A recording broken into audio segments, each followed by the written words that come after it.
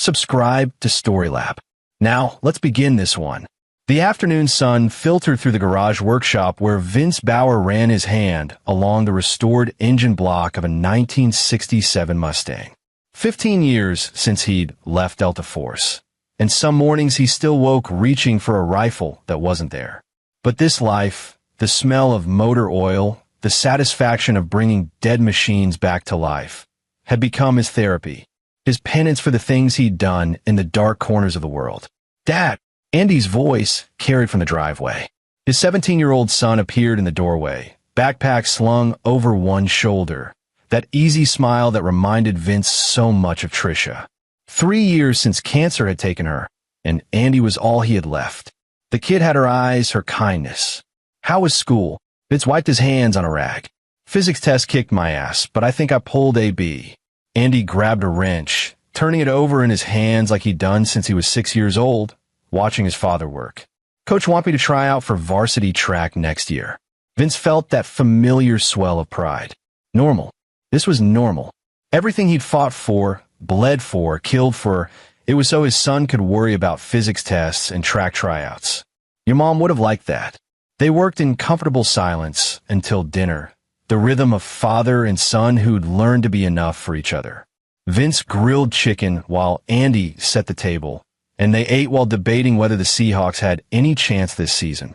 It was the kind of evening Vince had dreamed about during those long nights in Fallujah, in Kabul, in places that didn't exist on any map. Around 11, Vince was reviewing an estimate for a restoration job when headlights swept across the living room window. A car door slammed. Then another. Voices, young, aggressive. He was moving toward the window when he heard Andy's voice from upstairs, suddenly sharp with fear. "Dad, there's people outside." Vince peered through the curtain. 5 figures in the driveway, hooded sweatshirts, one holding a baseball bat. Teenagers, maybe early 20s. His training kicked in, assess, evaluate, respond. He recognized the posture, the predatory stance. This wasn't vandalism. This was targeted. "Stay upstairs," he called to Andy, already moving toward the safe in his office. His hand found the Sig Sauer he'd kept from his service days, muscle memory, checking the magazine. But before he could reach the front door, he heard the crash of breaking glass from Andy's room. Vince took the stairs 3 at a time. Andy's door was open, curtain billowing through the shattered window. His son was backing away from 2 figures climbing through, terror in his eyes. Vince raised the weapon. "Federal agent. Get on the ground." The lie worked for half a second. Both intruders froze.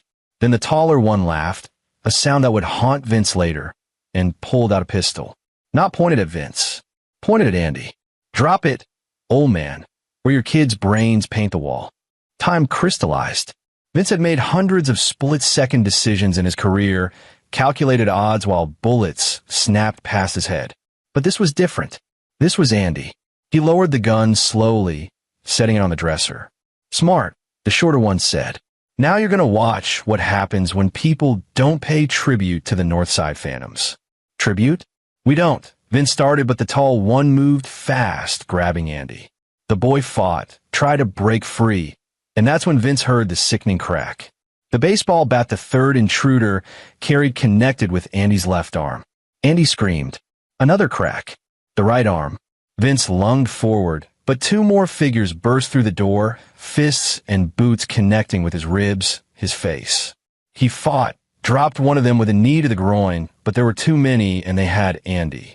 All he could do was cover his head and listen to his son's screams. "Tell him," the tall one said, and through the blood in his eyes, Vince saw the letters tattooed on his knuckles. Payne. Darren Payne. He filed the name away. "Tell him what happens if you snitch." Andy's voice was broken, sobbing. "They said, if I tell anyone, they'll kill you. They'll kill Dad." "That's right." Payne crouched down to where Vince lay bleeding. "You were in the army or some shit, weren't you? See those medals in the hallway. Thinks he's tough. But you ain't shit now, soldier boy. Your kid's gonna remember this every time he looks at his broken arms. And if we hear one word to the cops, we'll come back and finish the job. On both of you." They left through the front door, laughing. The sound of engines fading into the night. The emergency room at Providence Medical Center smelled like antiseptic and desperation. Vince sat in the waiting area, ice pack pressed to his swollen face, while surgeons worked on Andy's arms. Multiple fractures in both ulna and radius bones.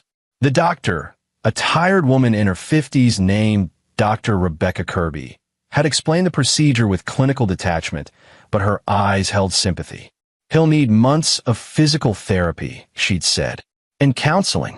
This kind of trauma. Now Vince waited. A cop finally showed up around 3 a.m. Officer Preston Sullivan, overweight and disinterested, taking notes like he was filling out a grocery list. "So you're saying 5 masked individuals broke into your home," Sullivan said, not looking up from his notepad. "Any identifying features?" One had pain tattooed on his knuckles. Called themselves the Northside Phantoms. There were 5 of them. Northside Phantoms. Sullivan finally looked up, something unreadable in his expression. "You sure about that name?" "I'm sure."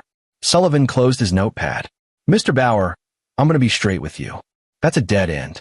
These gangs, they come and go. Without solid evidence. Without witnesses willing to testify. My son is a witness. I'm a witness. And you said they threatened to kill you if you reported it." Sullivan stood, tucking the notepad away. "I'll file the report, but realistically, these cases almost never get solved. Kids wear masks, no fingerprints, your word against theirs. If you can even find them." Something in Sullivan's tone tripped Vince's instincts. 20 years of reading people, of interrogating enemy combatants, of knowing when someone was hiding something. "You're not even going to investigate. I'm telling you how it is." Sullivan headed for the door, then paused. "You seem like a smart guy, Mr. Bauer.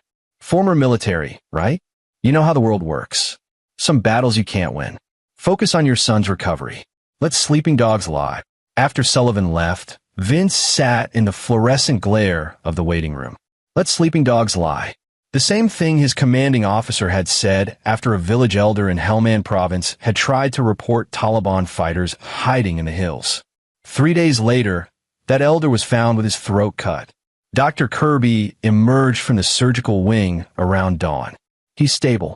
The surgery went well, but Mr. Bauer," she hesitated. "Your son is terrified. He kept asking if they were going to come back. If you were safe. Can I see him?"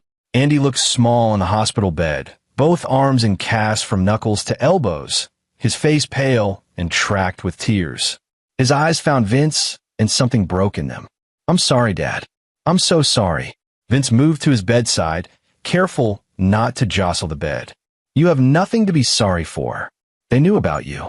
They knew you were military. They said..." Andy's voice cracked. "They said they've been watching us. They said Mom's grave would be easy to vandalize if we talked. They said..." "Hey." Vince kept his voice steady, though rage burned white-hot in his chest. "Look at me. Nobody's touching your mother's grave. Nobody's hurting you again. I promise. But they said if we tell..." "I know what they said." Vince pulled a chair close, studying his son's face.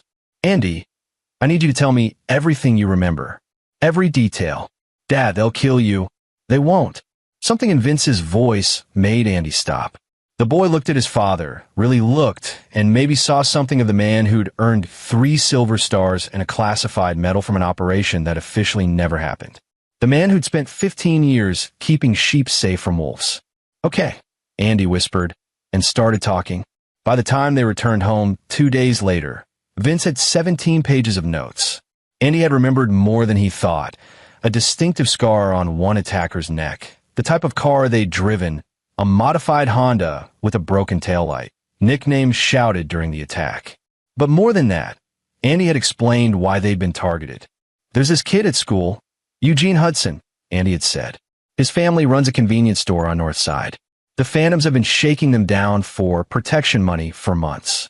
I saw them hassling Mrs. Hudson last week, and I told them to leave her alone." "You confronted gang members?" Vince had asked. "I didn't know they were gang members. I just saw 3 guys intimidating this old lady." Andy's good intentions, Trish's kindness, had put a target on his back. Now, standing in Andy's room with plywood covering the broken window, Vince made a decision.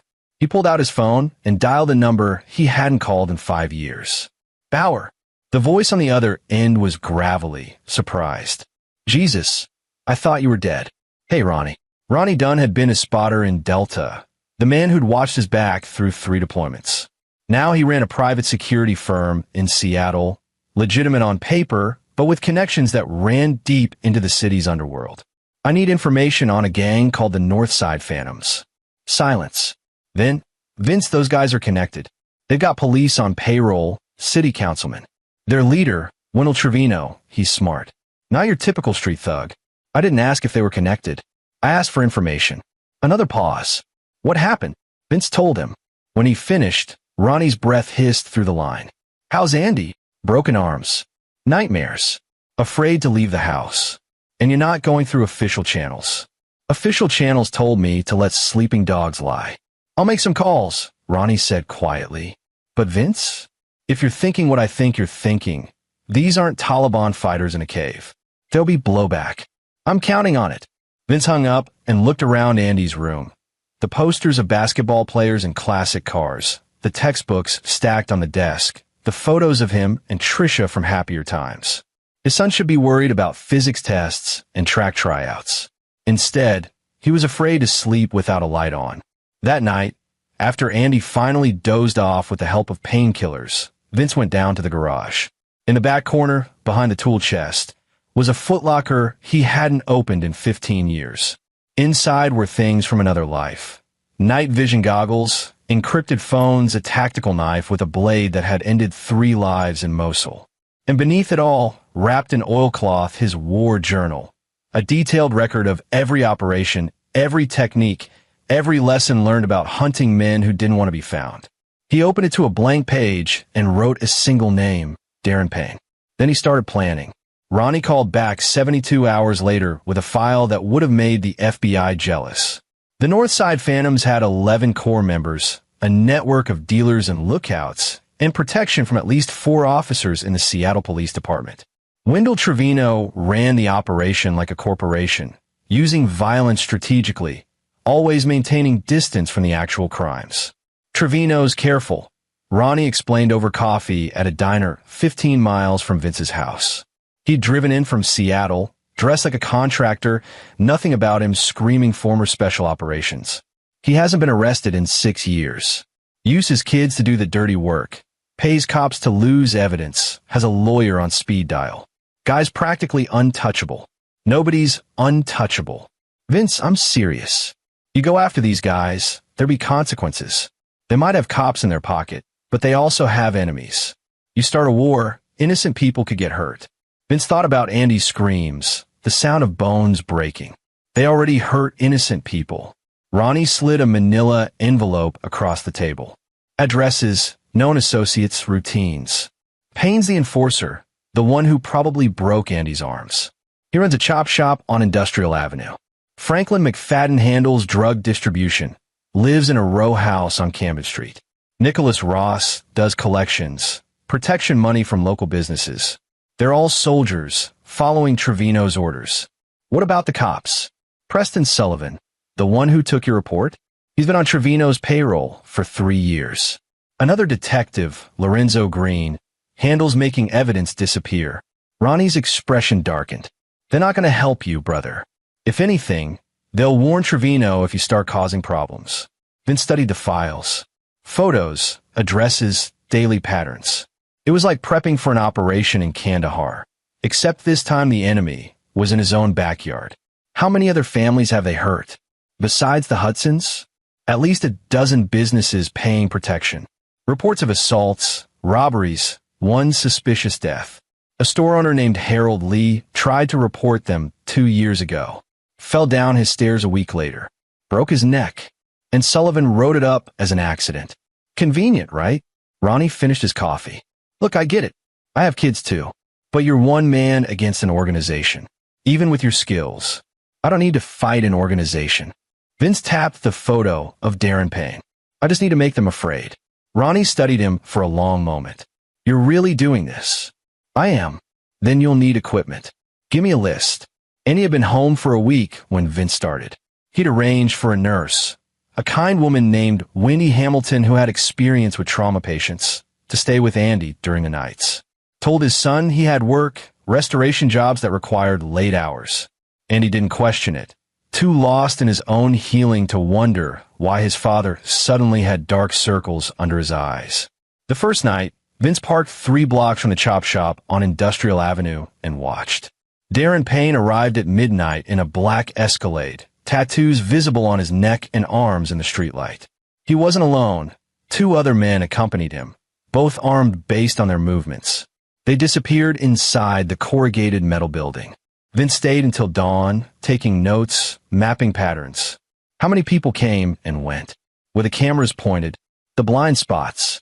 By the time he drove home, he had a plan. The second night, he scouted Franklin McFadden's territory. Camden Street was lined with row houses, most of them converted into apartments. McFadden's was on the corner, bars on the windows, a pit bull chained in the small yard.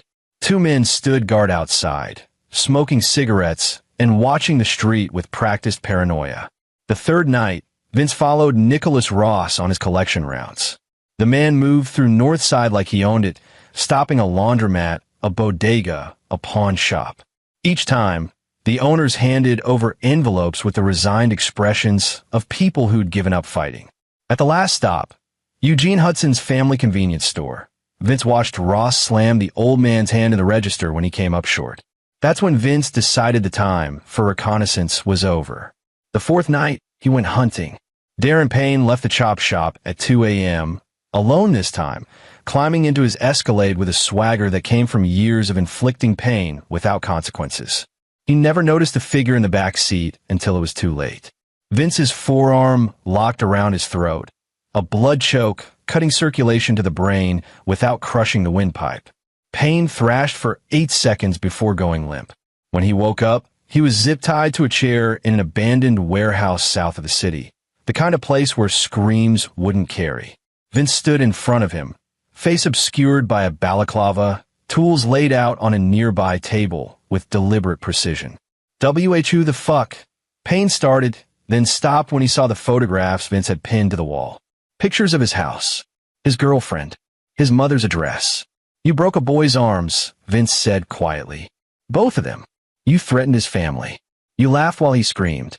Recognition dawned in Payne's eyes. "Soldier boy, are you fucking kidding me? Do you know who you're messing with? Wendell's not here." Vince picked up a pair of bolt cutters. "But you are." What happened next took 43 minutes. Vince didn't enjoy it.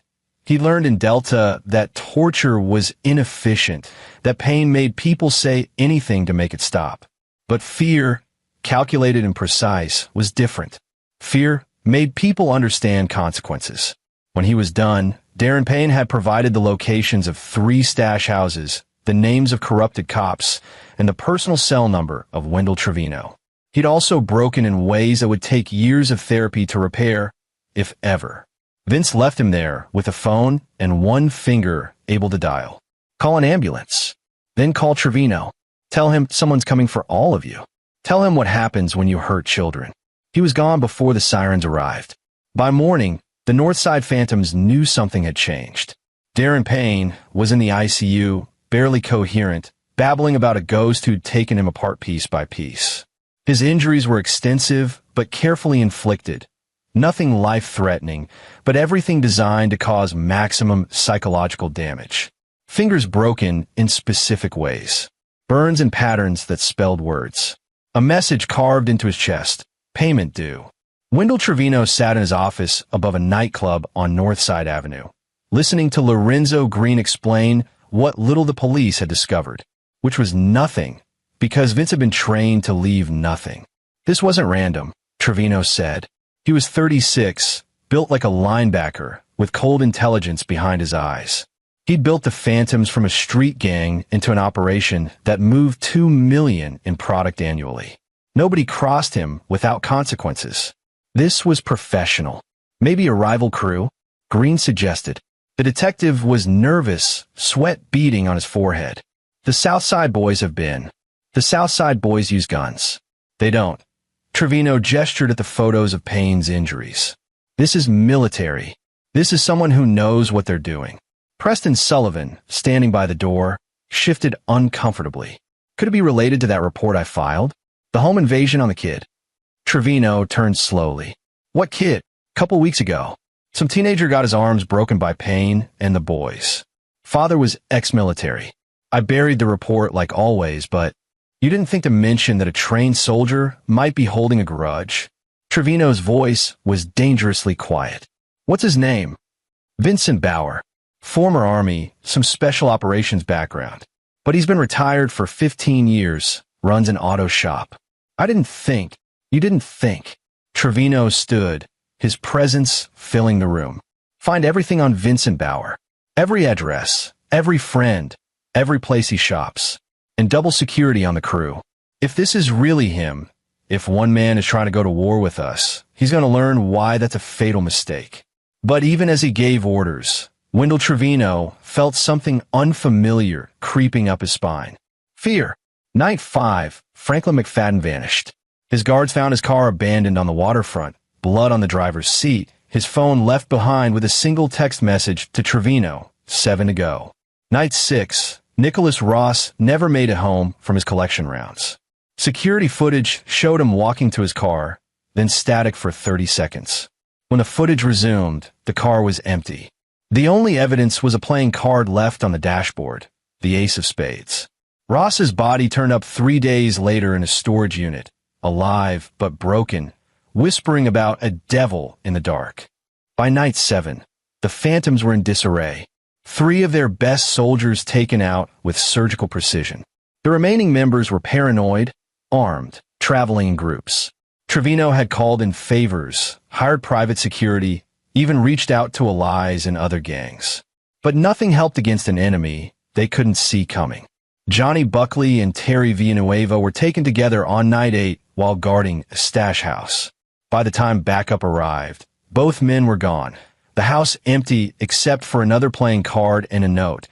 Transfer records suggest Preston Sullivan and Lorenzo Green have been very well compensated.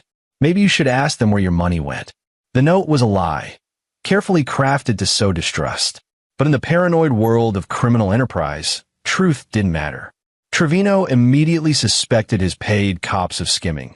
The cops worried Trevino suspected them of being compromised, and the remaining Phantoms started looking at each other with suspicion. Vince watched it unfold from a distance, patient as a spider. He'd learned in Delta that asymmetric warfare wasn't about matching force with force. It was about making the enemy destroy themselves. Every night, he took another piece off the board. Every morning, the Phantoms grew more desperate. On night 9, he took Angel Roach and Nicholas Herbert in a coordinated strike that left their safe house in flames. By night 10, Troy Andrews and Sean Dean had disappeared from their usual spots. And on night 11, Wesley Stevens, Trevino's right-hand man and closest confidant, was found wandering downtown in his underwear, suffering from what doctors called a severe psychotic break. But what Vince knew was 72 hours of sensory deprivation and carefully administered hallucinogens. 11 gang members, all incapacitated or disappeared, without a single shot fired.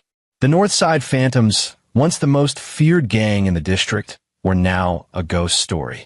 The knock on Vince's door came on night 12, exactly when he'd predicted. He'd been sitting in the dark living room, watching, waiting. Through the peephole, he saw a figure on the porch. Alone, unarmed, on his knees. Wendell Trevino looked like he'd aged a decade. His clothes were rumpled, his eyes hollow with sleeplessness. When Vince opened the door, the gang leader didn't try to threaten or negotiate. He just whispered 2 words. "Please, make it stop." Vince stepped out onto the porch, closing the door behind him. And he was asleep upstairs, safe now, healing. This moment was for him. "You broke my son's arms," Vince said conversationally. "You threatened to kill me. You vandalized his mother's grave. You terrorized him so badly he was afraid to sleep." "I didn't. It was pain. It was the crew," Trevino started, but stopped when he saw Vince's expression. "You gave the orders." Trevino's shoulders sagged. "What do you want? Money? I have money. Whatever it takes, just—" "What I want," Vince interrupted, "is for you to understand consequences. You've spent years hurting people weaker than you, hiding behind corrupt cops and intimidation. You thought you were untouchable." He leaned closer. "You were wrong." He reached inside and pulled out a shovel, placing in Trevino's shaking hands. There's a field about 30 miles north of here. Empty land, no witnesses. I've already dug 11 holes, one for each of your crew members. Vince's voice was perfectly calm. The 12th hole is for you. You're going to drive there, you're going to climb in, and you're going to understand what it feels like to be buried alive. To be helpless. To know that nobody's coming to save you. You're insane. And then Vince continued as if Trevino hadn't spoken. After you've had time to think about what you've done, about every family you've hurt, every life you've destroyed, I'm going to dig you up. I'm going to give you a choice. You can go to Preston Sullivan and Lorenzo Green, turn yourself in, testify against them and every corrupt cop in your pocket. Or he let the word hang. Or what? Or I leave you in the hole. Trevino stared at the shovel, then at Vince, and saw something in the older man's eyes that made his blood run cold. This wasn't anger. This wasn't revenge. This was judgment, delivered with the cold precision of someone who'd spent a lifetime enforcing consequences on men who thought themselves above them. You can't do this, Trevino whispered. I already have. Vince handed him a slip of paper with coordinates. You have 1 hour to get there. If you run, if you tell anyone, if you do anything except drive to those coordinates, well, you've seen what I can do when I'm being merciful. Trevino took the paper with trembling hands. Oh, and Wendell, Vince called as the gang leader stumbled toward his car. Your crew? They're alive. Damaged, broken, but alive. Because killing them would have been too easy. They get to live with what they've done, with the fear of wondering if I'll come back. Just like you wanted my son to live in fear. He watched Trevino drive away, then went back inside. The field was exactly where Vince had indicated. Remote, surrounded by woods, far from any road. 11 holes were indeed dug in neat rows, each 6 feet deep. Trevino stood at the edge of the 12th, shovel in his hands, staring down into darkness. He'd thought about running. Thought about calling the few cops, not already compromised. Thought about mobilizing what remained of his crew. But he'd watched his empire crumble in 12 days, watched his toughest soldiers reduced to broken shells, and he knew, with absolute certainty, that Vincent Bauer would find him, would finish what he'd started. So he climbed into the hole. Vince appeared from the tree line like a ghost, still wearing the balaclava. He stood at the edge, looking down. My son's arms are healing, he said quietly. The doctors say with physical therapy, he'll regain most of his function. He's eating again, sleeping better. Started talking about maybe going back to school next month. He paused, but he still wakes up with nightmares. Still flinches when he hears cars pull up outside. Still asks if you're coming back. I'm sorry, Trevino whispered, and maybe he meant it. I'm sorry about your kid. I'm sorry about all of it. I know you are. Now, Vince pulled out a phone, started recording. Tell me about the Northside Phantoms. Everything. Every crime. Every payoff, every dirty cop. Give me enough to bury your entire operation. Trevino talked for 37 minutes, unburdening himself of years of crimes. Extortion, assault, drug trafficking, murder for hire. The names of politicians who'd looked the other way, cops who'd taken bribes, officials who'd helped cover up evidence. By the time he finished, Vince had enough testimony to bring down half the city's corruption. What happens now? Trevino asked. Vince stopped the recording. Now you have a choice. I can call this in right now. Federal authorities, not local cops. You testify, serve your time, and maybe some of the families you've hurt get justice. Your crew gets prosecuted. The dirty cops lose their badges, and the Northside Phantoms become a cautionary tale. Or I walk away and leave you here. You escape eventually, you rebuild, and we do this all over again. Except next time, Vince's voice went cold. Next time I won't be merciful. Next time I'll show you what Delta operators do to enemy combatants who threaten American civilians. Trevino closed his eyes. Call them. Call the feds. I'll testify. I'll give them everything. Smart choice. But before Vince could make the call, headlights swept across the field. A car. No, multiple cars, racing toward them. Vince's instinct screamed danger even before he saw the badges. Preston Sullivan and Lorenzo Green, along with 3 other officers, emerged with weapons drawn. Step away from the hole, Bauer, Sullivan shouted. Vince's hand moved toward the pistol at his back, but 6 guns tracked him. This was a complication he'd anticipated but hoped wouldn't materialize. The corrupt cops, desperate to protect themselves, had apparently been tracking Trevino's phone. "You're under arrest for kidnapping, assault, and a dozen other charges," Green announced, but his voice was uncertain. They'd found Trevino in a hole, looking terrified, but also looking like someone who'd just confessed to years of crimes. "I hope you're recording this, officers," Vince said calmly, "because your boss just spent the last 30 minutes detailing how you've been taking his money to bury evidence. Want to hear it?" Sullivan's expression twisted. "Give me the phone." "Can't do that. Then we have a problem." Sullivan raised his weapon. "See, the thing about this situation is it's very remote, very isolated. If you and Trevino both disappeared, if there was evidence of a confrontation that got out of hand, well, sometimes these vigilante situations end badly for everyone involved." Vince understood immediately. They were going to kill both of them, stage it as a mutual shooting, and bury the evidence. Clean and simple. Preston Sullivan would write the report, and 2 problems would disappear. "You can't shoot us all," Trevino called from the hole, finally understanding the depth of his betrayal. "If you kill Bauer, you kill me too. There'll be questions." "You've been terrorizing the city, Wendell," Sullivan said with mock sadness. "Bauer came after you. Things escalated, tragedy all around. Who's going to question that story?" But what Sullivan didn't know, what none of them knew, was that Vince had planned for this contingency. The recording on his phone had been uploading in real time to a secure server Ronnie Dunn maintained. And Ronnie, watching from a vehicle a quarter-mile away with thermal imaging, had already called in federal backup. "Funny thing about being Delta Force," Vince said conversationally. "We train to handle situations exactly like this. 6 hostile combatants, armed but uncoordinated, overconfident in their superior numbers. You know what we called this in Kandahar?" "Shut up," Sullivan started. "A turkey shoot." The flashbang grenade Vince had palmed from his pocket went off at Sullivan's feet. In the chaos that followed, screaming, temporary blindness, weapons discharging wildly, Vince moved with practiced efficiency. The first cop went down to a leg sweep and disarm. The second ate an elbow that shattered his nose. Sullivan tried to aim through the spots in his vision, but Vince was already past him, weapon acquired, training kicked in. 3 shots, carefully placed. Sullivan's shoulder. Green's thigh. The third cop's hand, sending his weapon flying. Suppressive fire, disabling shots, nothing fatal. He wasn't executing them. He was arresting them. Federal agents inbound. Ronnie's voice crackled through an earpiece Vince wore. ETA, 3 minutes.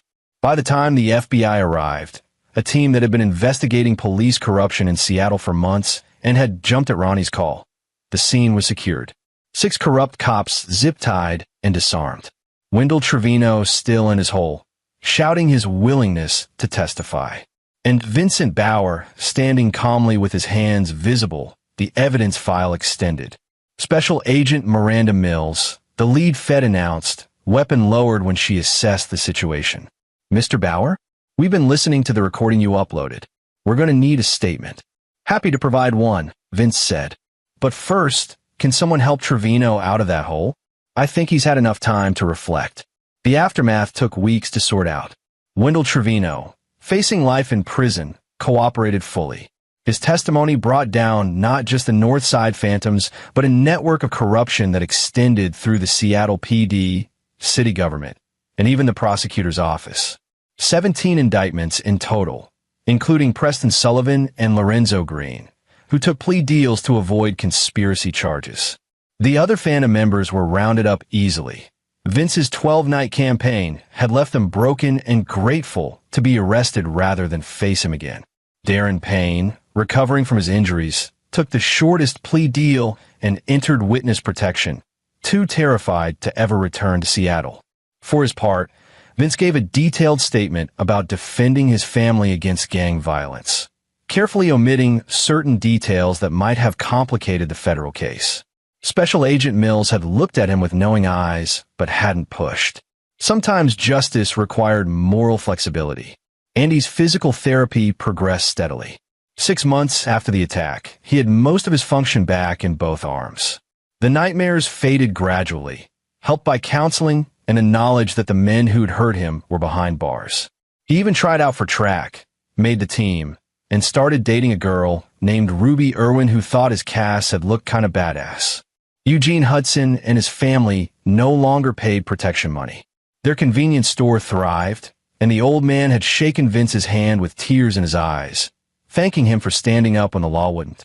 On a Sunday morning in late spring, Vince and Andy drove to the cemetery where Trisha was buried.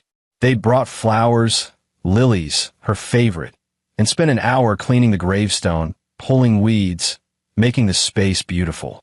"You think she'd be proud?" Andy asked as they worked. He'd grown taller over the winter, his voice deeper, something harder in his eyes that hadn't been there before. Not broken, but forged. Vince considered the question. Trisha had been a gentle soul, someone who believed in systems and justice, and doing things the right way. What he'd done to the Phantoms, she probably would have been horrified, but she'd also have done anything to protect their son.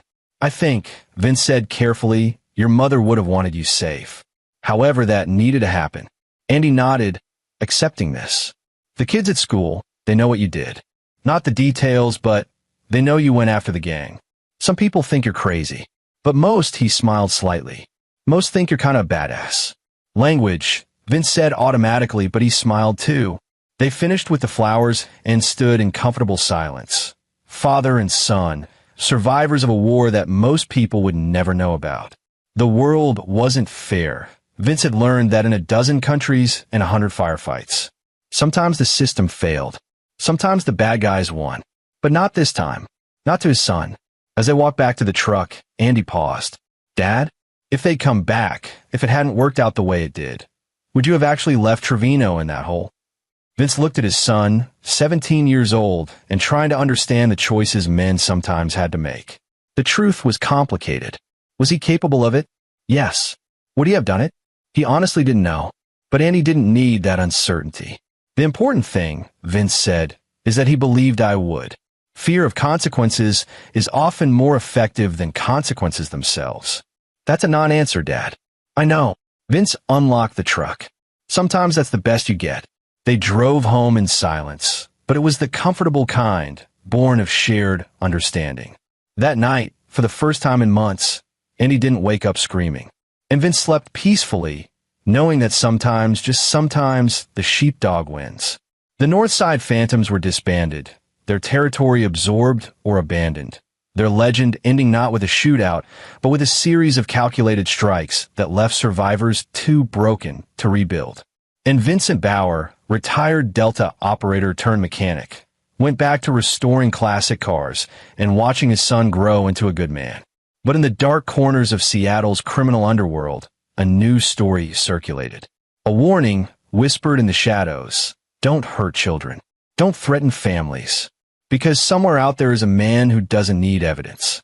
He just needs addresses. And he has a shovel. This is where our story comes to an end. Share your thoughts in the comments section. Thanks for your precious time. If you enjoyed this story, then please make sure you subscribe to this channel. That would help me a lot. Click on the video you see on the screen, and I will see you there.